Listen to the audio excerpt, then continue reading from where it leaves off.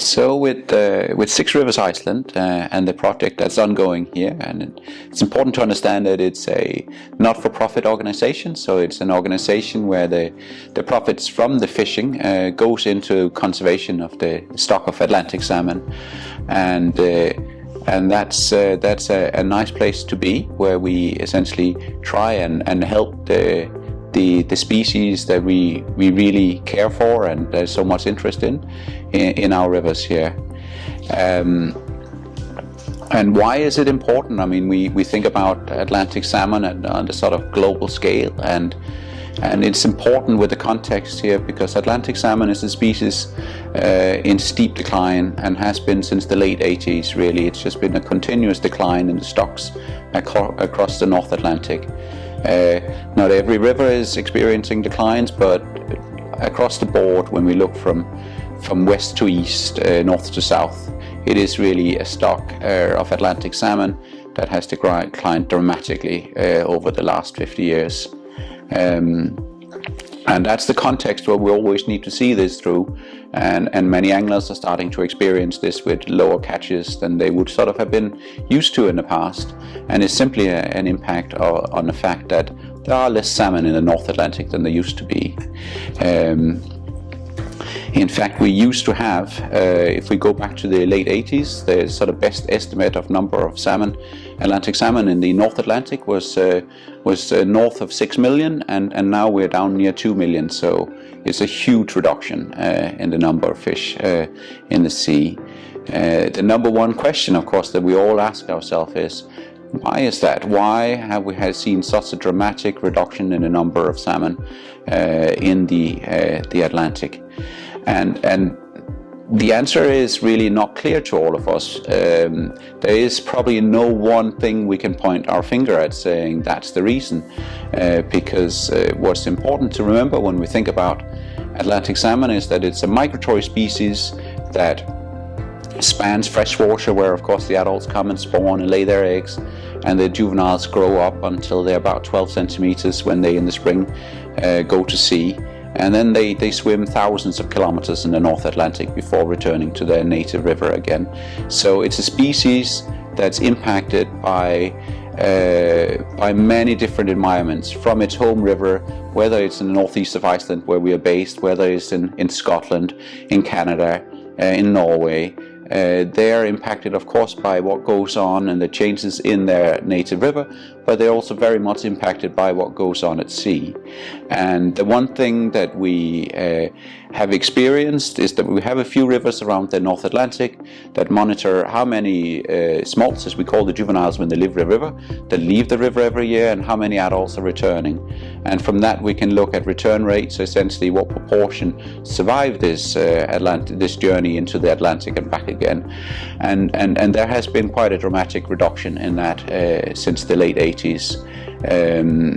And that is clearly one of the reasons, and the one that we can say what they have in common, an Icelandic salmon have in common with a Scottish salmon, for example, is in the broader sense the North Atlantic. They share that, whereas they might not be in the exact same area, they share the North Atlantic. So that's what they got in common, all these stocks.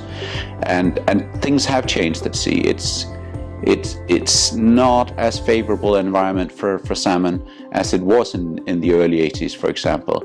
But then if we look at history and go further back than that, where records are maybe not quite as good as they are now, then populations of Atlantic salmon have fluctuated. The conditions at sea in some periods have suited them better than others. But it's quite clear now it is not as good out there for a little Atlantic salmon as it was in the 70s and 80s. So that has reduced. We don't know exactly what has caused that, but I mean it's large-scale effects. If we then return to the project up here in North East Iceland, is that it's sort of among regulators, managers, scientists, it's quite well described that it's quite well the general way of thinking about it. What can we do for these species is that once they enter the North Atlantic, then there's less we can do for them, because they are simply in a big ocean with lots of things happening where no no single action might be able to change things for them. Whereas while they're in the river, the environment that they live in and the catchment of the river and so on is something that we can do something about. It's something where we can potentially have actions that improve the conditions for the fish in the rivers, or take down human activities from the past, etc., where that might have caused obstacles to migration or pollution or what it may be. So the river is sort of widely considered the part of the salmon's life cycle where we might actually have a chance of impacting them, having a positive, changing things for the better, essentially. So that's very much what we're trying to do here in Six Rivers, and it's a multi-stranded approach where we try to do a lot of different things. If you think about the Atlantic salmon in the river, thinking about at a sort of broadest possible perspective, how can we make things better for them? Well, in principle, if you really boil it down, then there are two ways we can make it better for them. And one is to produce more juvenile salmon per square meter. And that generally means having a more productive river, having more food for the fish in the river, having more habitat, having more good habitat, because what limits how many of the juveniles we can have to a large degree is how much food is available and how much habitat is available. And if we boil habitat down to its simplest components in an Icelandic river, then it's simply the size distribution of the stones in the river, the flow, etc. How much is available to them. That dictates how many we can have out there along with the food.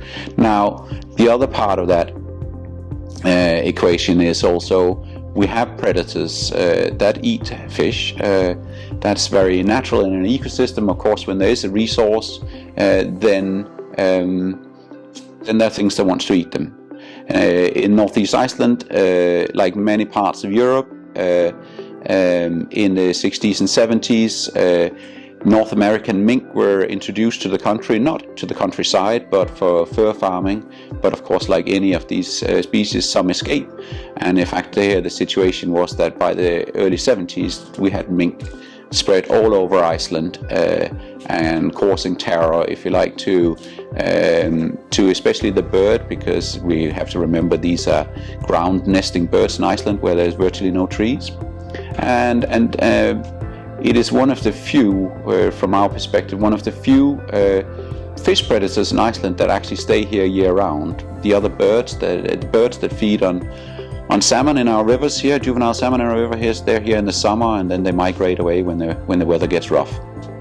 But the minks are here in the winter, and in winter there's not very many birds here because they're gone, so fish become their main prey, and we think that could potentially have an impact on our salmon population, and therefore we regulate the number of minks we have best we can to try and keep them at a number that's acceptable.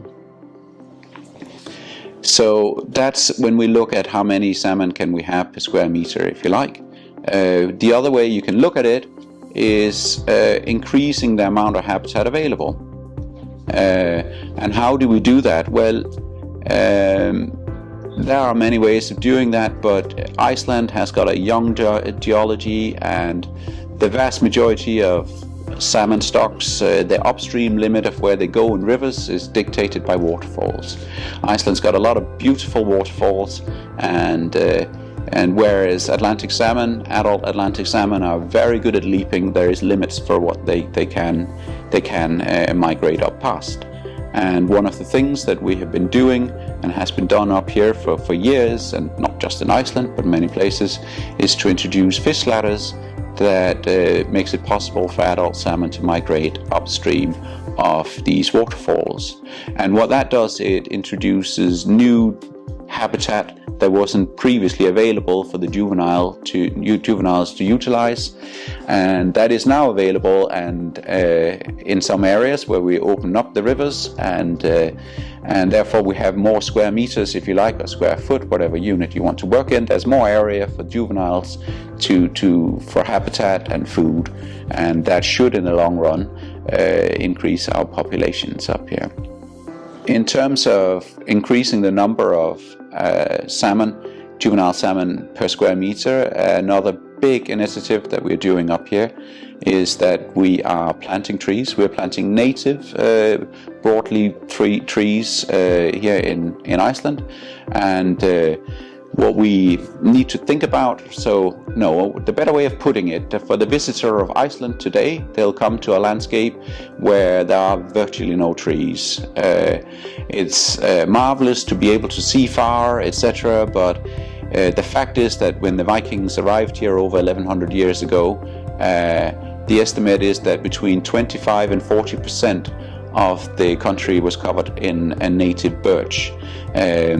Now these birch trees do provide leaf litter, which is food that goes into the fallen leaves, essentially, that goes into the rivers and is a food source for the organisms.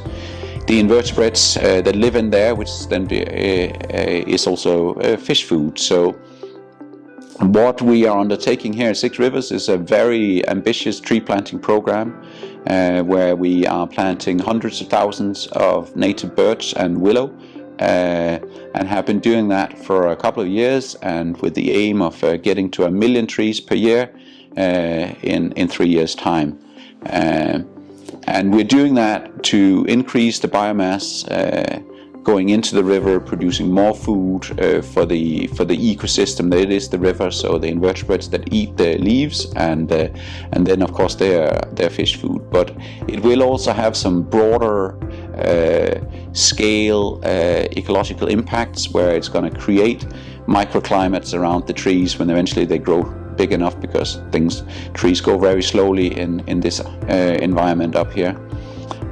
But it will create microclimates which lots of terrestrial species will take advantage of, insects and birds, etc. So not only do we believe it will benefit the salmon populations in the river, but it will also have some larger scale ecosystem benefits for other species in the catchment of the rivers. So the rivers that Six Rivers Iceland manage are all in the northeast of Iceland, and starting from the south, it's the Hofsá, it's the Vestardalsá, and it's the Selá, the Midfjörá, or Mjú as we call it, and the Hafralónsá. Now you might wonder why you can only count 5 rivers, and that's because Hofsá has got a very significant tributary called the Sunndalsá, and that's essentially our 6th river, if you like.